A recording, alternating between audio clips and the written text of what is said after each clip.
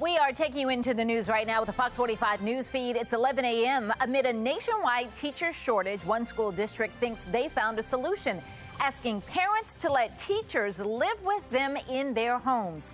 Where it's happening as teachers get priced out of the communities they work in. And local leaders coming together today to try to address the rising crime in Baltimore City will crunch the numbers as crime levels rise to historic levels.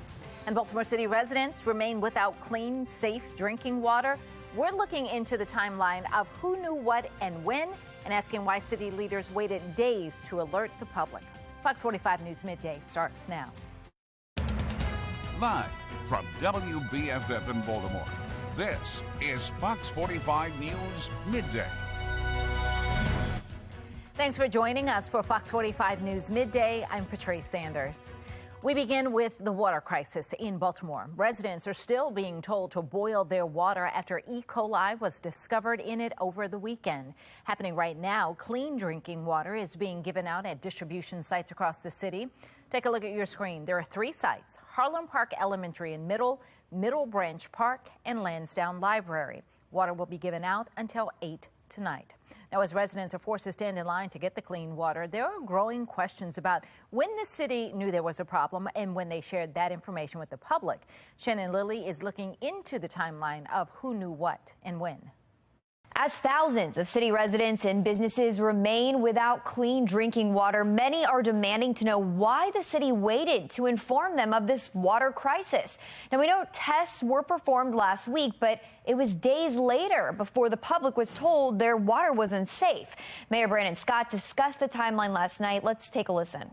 On September the 2nd, DPW tested several locations as part of its routine self-testing protocol. Saturday, on the 3rd of September, we were notified of a possible positive test and immediately had this specimen retested for confirmation per emergency protocol. Well, let's break down that timeline for you. According to the mayor and DPW leadership, that first routine testing happened Friday, but it was not until 3 days later, around 7:45 a.m. Monday morning, when DPW tweeted out the news of contaminants in the water. Mayor Scott says DPW waited until they received confirmation before notifying the public. But despite promises to provide frequent updates, DPW was silent for nearly 9 hours Monday before announcing an official boil water advisory for most of West and Southwest Baltimore just before 5 p.m. In a statement released by the mayor's office, a spokeswoman writes the mayor, quote, understands the frustrations and concerns of his constituents and regrets that the public was not more widely informed earlier than Monday.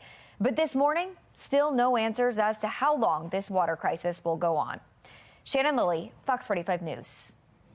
Governor Larry Hogan says the engineers with the Maryland Department of Environment are in Baltimore inspecting the water distribution system, treatment systems, and pumping facilities. The State Office of Emergency Management will coordinate with affected jurisdictions. Those jurisdictions include Baltimore County, which is supplied with city water unless residents have a well. In a tweet, Baltimore County Executive Johnny Olszewski says he's been speaking with the Maryland Department of the Environment. He hopes to have more information for county residents today. We want to know what you think. Did Baltimore City leaders botch the initial E. coli contamination response? So far, 97% of those who voted say yes. Head to foxbaltimore.com/vote to weigh in. Despite pushback from parents, students at Merville High School are back in class just days after one of their classmates was shot and killed on campus. The school held a virtual meeting to go over the return to school plan. School officials say a return to school is important for healing, but some parents were apprehensive. They better not open the school up. But a part of the healing process includes returning to some sense of normalcy, right? And that really means coming back to school, right? And being with our group or our team. 17-year-old Jeremiah Brogdon was shot and killed Friday in the school's parking lot. A student at another school is now charged with his murder. That suspect is also just 17, and now the city state's attorney's office must determine if he will be charged as an adult. Now, that Friday school shooting was the start of a violent holiday weekend.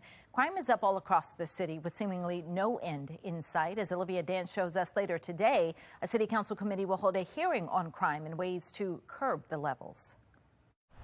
The meeting will happen at 1 this afternoon right here at City Hall, and the purpose of the meeting is to go over quarterly crime statistics. It will also discuss the city's violence prevention plan as crime is once again out of control. But you may remember Mayor Scott promised to reduce the violence during his campaign. We'll aim to reduce homicides by 15% each year in my term, getting us below 300 homicides in my first year.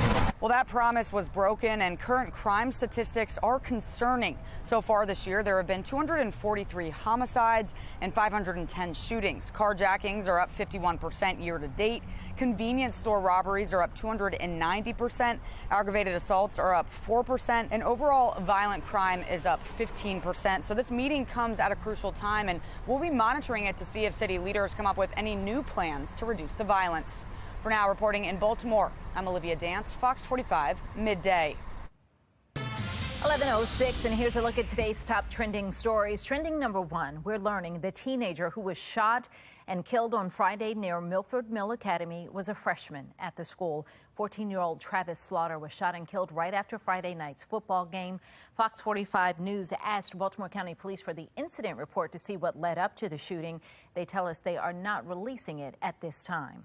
Trending number two, online sports betting is one step closer to becoming a reality in Maryland. The state's wagering commission has officially opened the application period, meaning full legalization could come by the end of the year. But mobile sports betting in Maryland likely won't start until the Super Bowl in February.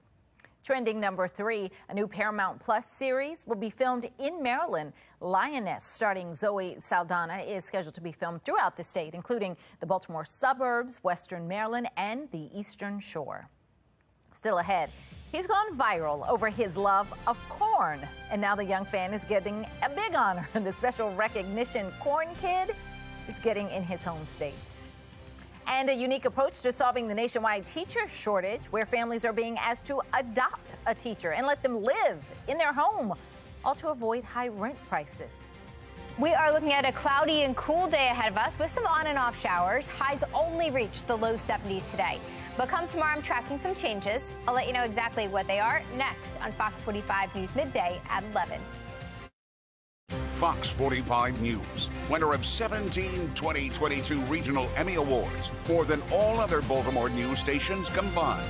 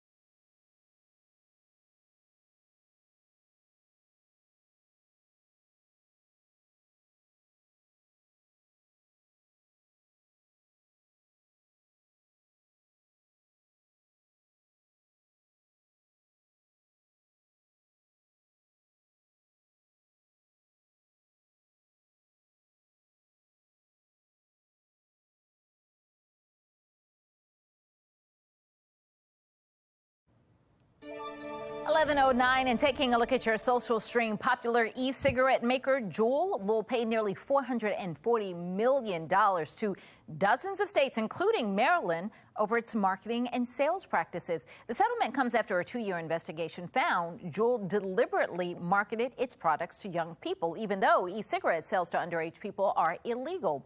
Juul's marketing efforts included free samples, social media campaigns, launch parties, and using young-looking models in its ad campaigns. The current settlement will limit Juul's sales and marketing abilities. The nearly $440 million settlement will be paid out to 34 states, and as we said, Maryland's in there. That will happen over a 6 to 10-year period of time. You've got a lot of people talking about it. You've got Pastor B saying, well, now do the cigarette and alcohol companies next. And someone else saying it's a shame they pulled Juul flavors. I know many that had flipped to Juul and quit smoking, not teens, but adults. The flavors were pulled and they went back to smoking. FDA with its short view, all stemmed from a lung issue from black market weed vapes. Well, an incredible story of survival. A fisherman is back with his family after spending 11 days floating in a freezer in the Atlantic Ocean. The man was on a fishing trip when his boat sank off the coast of Brazil. That was what was left. So he climbed into that empty freezer, no food, no water, just sharks circling, he said. And he floated for 11 days before he was rescued. Look at that. Can you imagine? People talking about it on social media. That's just a crazy story to me. Karam saying, wow, this is something like a miracle because surviving in the sea for 11 days without drinking water and food is really exceptional. And another person saying, that is some strong will to live. Well, Justin Bieber is taking another break from his tour, citing his health. The singer has Ramsay Hunt syndrome. It's caused by the shingles virus. Bieber was struck by the virus earlier in the summer. He managed to resume his Justice World Tour in July after taking some time off. But now he says after performing live shows in Europe and Brazil, he needs more time to recover. You've got people reacting to that. One person, Joel, saying, has he ever successfully completed any tour? And to that, you have Miti who says, it honestly hurts me to see in the comments how people don't care about his health. He is human, too. Well, still ahead, teachers asking to live with students at their homes because they can't afford rent on their salaries, where it's happening, and how the school district is actually encouraging it. And growing concerns, workers at UPS could go on strike, what it would mean for everyday life if the world's biggest package courier temporarily shut down. And taking a look at our afternoon lineup, The Real starts at noon, followed by the Wendy Williams Show at 1, then it's back-to-back episodes of Hot Bench at 2 and 2:30. 11:12 now on Fox 45 News Midday.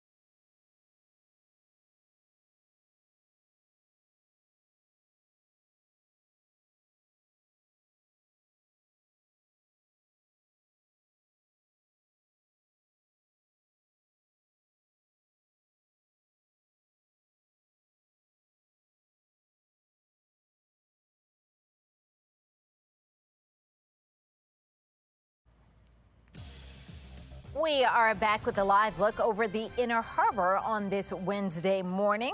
Looking gray and gloomy out there. If you're heading out, grab an umbrella. Coming up, we're going to check in with meteorologist Amy Aronson to see when the risk of rain moves out. It is 11:14 now. Maryland Fleet Week and Flyover Baltimore is finally here. It's today through September 13th. The exciting lineup includes ship tours, festivals, flyovers, and educational activities. Megan Gillen is on special assignment today. She joins us from Martin State Airport. Megan. Fleet Week Baltimore officially underway. Just minutes ago, we landed on this launch pad right there with the Seahawk helicopter landing on the USS Carter Hall, which I'm standing on right here. We are going to stay on this ship and be on it as it moves from the Chesapeake Bay into the Patapsco and into Baltimore's Inner Harbor for all then to experience this ship. We have our service men and women from the Coast Guard, from the Navy, from the Marines here for everyone to get a chance to meet as Fleet Week gets underway. It's a very windy, little overcast day here on the USS Carter Hall, but we are excited to be here and excited to come greet all of you in Baltimore's Inner Harbor around 2 p.m. See you soon. Oh, looks like a lot of fun there. Well, making headlines, labor experts say a massive strike could be brewing within the next year at UPS. That's the world's biggest package courier. Current labor contracts are set to expire at the end of July. Now, talks have yet to start, but already insiders are warning a strike will likely happen. It would be the largest strike against a single business in U.S. history, and it would affect nearly every household in America. An estimated 6% of the nation's gross domestic product is moved in UPS trucks every year. The shipping giant moves 21.5 million U.S. packages a day. Well, speaking of strikes, a last-minute deal helps avoid another pilot strike. Pilots with Lufthansa, Germany's largest airliner, reached a deal with union leaders. The agreement reportedly involves an extensive package that addresses monetary and structural issues. Negotiations came after a strike Friday led to hundreds of flight cancellations ahead of the Labor Day weekend. The Labor Day weekend was a busy one for air travel. The TSA says travel topped 2019 levels for the first time since the pandemic. The TSA reporting it screened 8.76 million air travelers over the four-day holiday weekend. This is the first time it's exceeded the 8.24 million screened in 2019. It's a good sign that the airline industry is on track to bounce back from the pandemic. Coming up on Fox 45 News at 4, Baltimore City State's Attorney Marilyn Mosby is in court today facing federal charges of perjury and lying on a loan application. We're keeping you up to date as the trial begins to unfold. The current water crisis is just the latest in a string of scandals to rock the Baltimore City Department of Public Works. At 5, Fox 45 News investigates the problems plaguing the beleaguered agency. And at 6, juvenile justice laws forbid state agencies from revealing the names of young offenders. Why that could be preventing victims from seeking justice. You can get Fox 45 News in a flash through your Amazon Alexa or Echo. We now deliver your local headlines and forecasts in less than 2 minutes. If you have an Amazon device, tell it to enable Fox 45 Baltimore. 11:17 and now to today's talking point. Amid a nationwide teacher shortage, one California school district thinks they found a solution, asking parents to let teachers live with them in their homes. The Milpitas Unified School District is asking parents to rent out extra rooms to teachers and staff who can't otherwise afford rent in the pricey district. In a video to parents, school leaders say it's not only teachers who are struggling to stay in Milpitas, but also staff. Some were forced to move to more affordable communities. Mark Clark with Be More Lifestyle is here, and show those teachers the money. Yes. You've got to pay them. I mean, if that is what the cost of living is in that county, jobs in that county should rise to the level of that cost of living. Exactly. We're always on the same page, Patrice. Because again, you know me, I have Miss Fratcher. Now, you know, little Dougie needs an A in this class, and if you want some extra toilet paper in that room in the basement, you need to go ahead and make your move. You know what I'm saying? Like, that's what would happen. Right. People like me would be influencing the teachers. It's sad. I mean, we can laugh, but it's sad. It is sad. No, why aren't the teachers should be the highest paid? You know, teachers should be all of our public servants. Yes. And the people who really obviously shape our children should be paid. You know, so you're right. I'm making jokes, but you're right. No.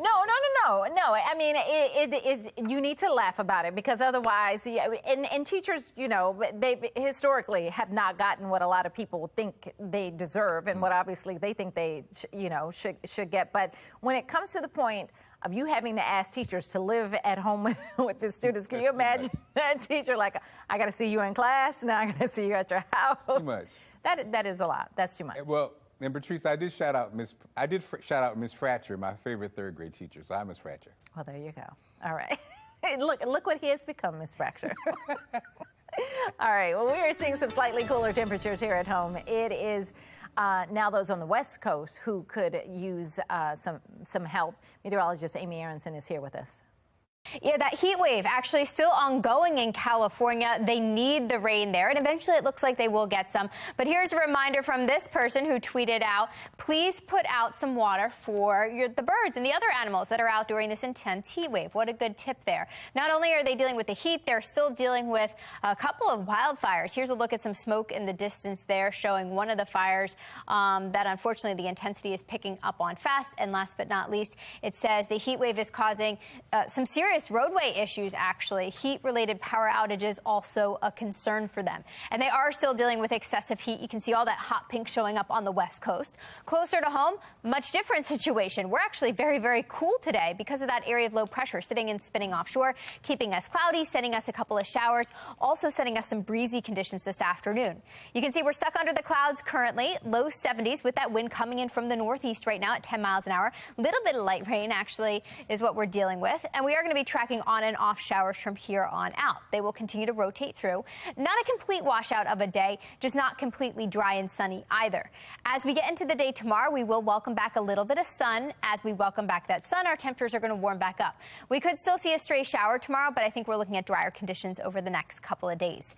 At least after today. Today, we're still dealing with some on and off showers, highs in the cooler mid-70s. The low 80s are back as we head through week's end and head into the weekend. That means if you're headed out to the final weekend of the Maryland State Fair, looks pretty nice, at least Friday through Saturday. I did throw in that chance for some showers late Sunday, but I think they hold off until late Sunday into early next week.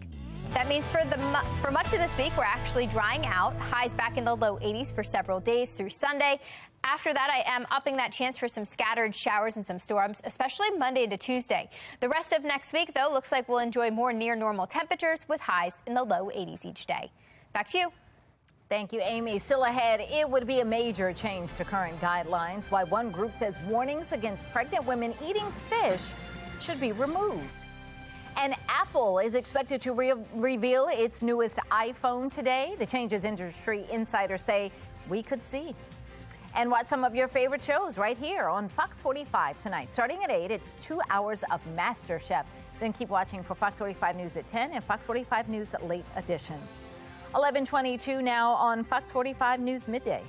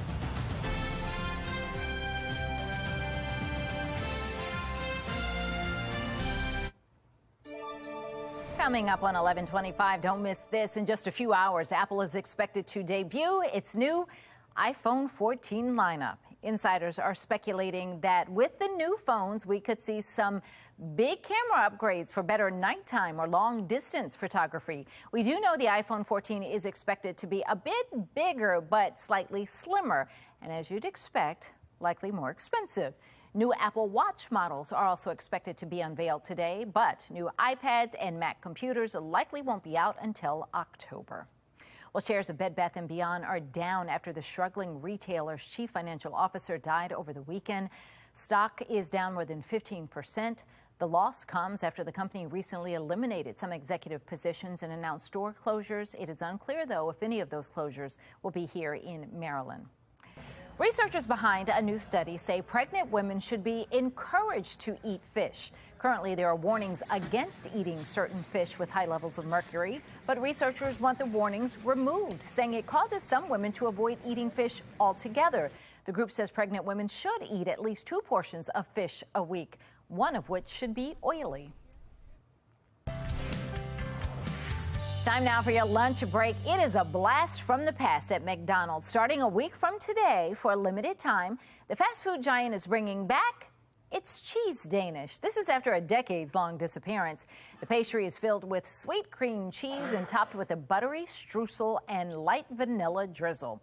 McDonald's briefly sold it back in the 1980s. What's old is new again. All right, that's all the time we have for Fox 45 News Midday. Be More Lifestyle coming up next. Mark Clark back to tell us what they're working on. Hey, thanks, Patrice. Well, they say college is a time for making mistakes, and mistakes were made on this college sweatshirt.